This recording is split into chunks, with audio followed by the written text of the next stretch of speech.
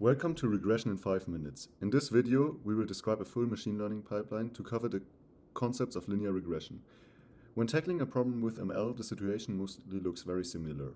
Consider the situation where you want to buy a second-hand car from a dealer. We use ML to help us decide whether the dealer offers a good price for a car. An attribute like the size of a car is represented on the x-axis and its price on the y-axis of this graph. Earlier on, we collected the data for some other second-hand cars. In order to use ML, we make a fundamental assumption. There is some ground truth function that describes the data. If you knew the ground truth in our setting, you would immediately know the true value of a car given its size. Observe that the points do not necessarily follow the ground truth one by one. There's some noise, but for now that doesn't matter.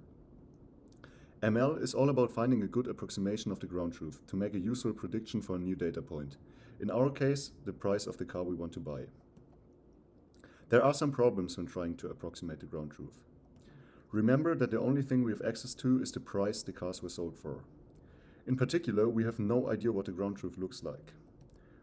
Earlier, we displayed the ground truth before the approximation, so when inserting the approximation, it only seemed reasonable that it roughly follows the ground truth, but usually we have no idea how the ground truth looks. Assume that this is our approximation. For every car data point, it predicts exactly the observed price given it the size. This seems very reasonable, as based on all cars we know, it never seems to make a mistake. However, if we display the ground truth again, we can see that this function doesn't look like it at all. This is part of a bigger problem. There are infinitely many functions that, without knowing the ground truth, seem like reasonable approximations. All of this seems a little discouraging, so what do we do? Hopeless as we are, we make a very radical and simplifying assumption. Knowing that it is almost impossible to have the right intuition on how the ground truth looks, we just assume that it has the simple shape of a line. Our goal becomes way easier, finding this line. Let's visualize this idea. We are still in the same setting. Our assumption tells us that the ground truth should be a line. So our ground truth could look like this. This assumption helps us enormously, as we can now assume that any approximation must be a line as well. A good approximation should have the shape of the initial function after all. Hence our approximation could be either this line, or this line, or this line, or this line. You can see that the problem is still not trivial, as only looking at the data points it is not immediately clear which line is the best. And there is even a bigger issue we still face. We haven't defined what a good approximation function is. Without knowing which approximation is good, how do we find the best one? Reconsider the lines. None of them, not even the ground truth, went through all data points. There will always be some data points we will make an error on. We will capture the goodness of a line using these errors. When searching for lines and talking about linear regression, we call these errors losses. But how exactly do they work? Consider the data point for a single car in some approximation.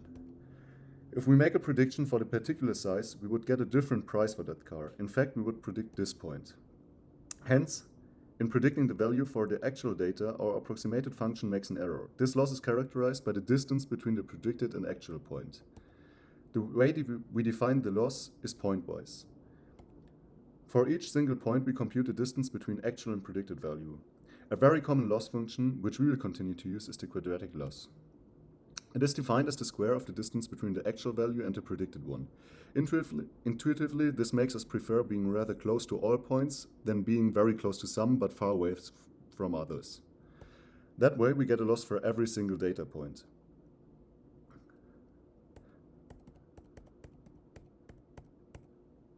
We face one last issue. We want to know how good the overall line is and not just how good it is for each single point.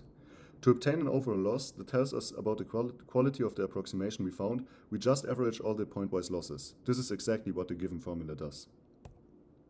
Believe it or not, but now we have everything we need to actually find a good approximation function. In particular, we have a set of points, assume that some linear function will be good enough to come close to the ground truth, and a definition of a good approximation defined by the loss. We will now apply linear regression to find the best approximation. Remember that we use ML to make a machine learn a function. A machine cannot directly handle a line. Luckily, a line is fully defined by two parameters. We can optimize over those two parameters. Take the following coordinate system. Then a line is defined by the equation f of x is ax plus b.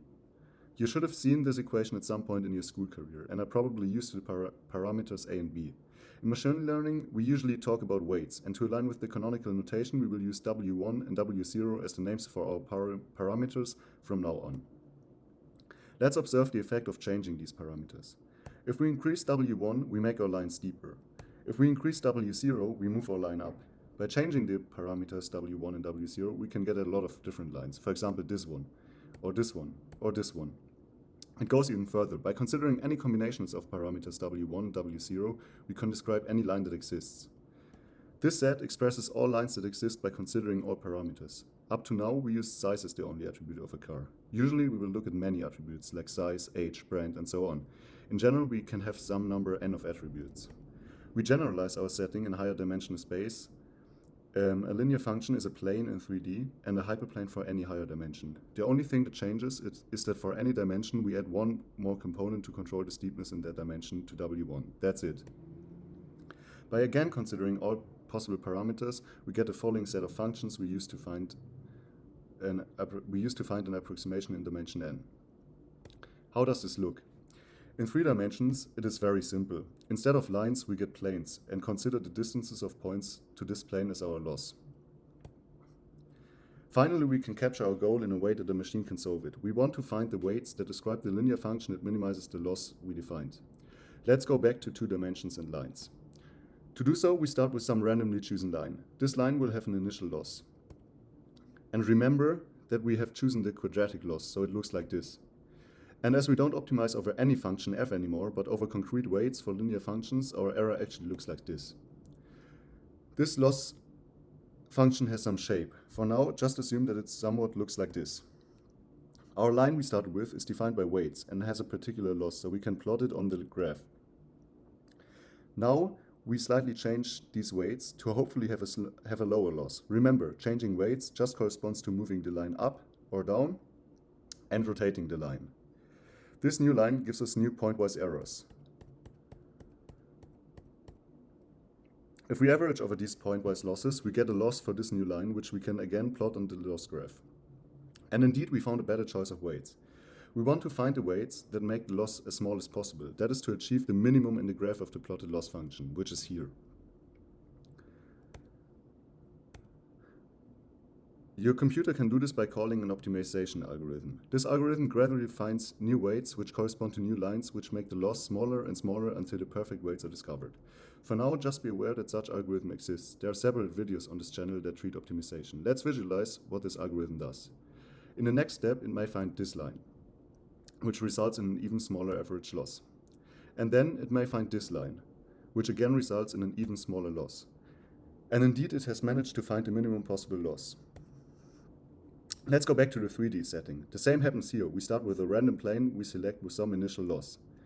And then we call an optimization algorithm that successively finds better and better planes with lower and lower loss. In practice, this loss minimization takes at least a few hundreds or thousands steps of finding better and better functions. That's why you don't do it yourself, but use a computer for it. You use a machine to learn the best function. That is machine learning. There's one thing left to do. Predict a reasonable price for our own car. In the steps before, we found the weights that minimize the loss. That is, we think that we have the linear function that best approximates our ground truth. Now that we have this function, we just insert the attributes of our car into these functions. To do so, we just evaluate the function at the point corresponding to the size of our car. And we have what we desired from the beginning, an estimation of the value of our car. One question remains: how good is this estimation in reality? Remember that we only assumed that the ground truth is a line as well. Is it actually? Going back to the beginning, you may recall that the ground truth isn't a line. Still, even though we only optimize over lines, we have found a very decent approximation. As a result, the predicted value of our car is quite close to the actual value, and hence our dealer won't be able to scam us. That's it, you have just seen your first full ML pipeline. Is this all there is to machine learning? No. In many settings, these simplifications are way too limiting, and linear regression will actually produce poor results. But that's exactly why you are on this channel. In the following videos, you will learn how to build more complex models that achieve better results in even more intricate settings.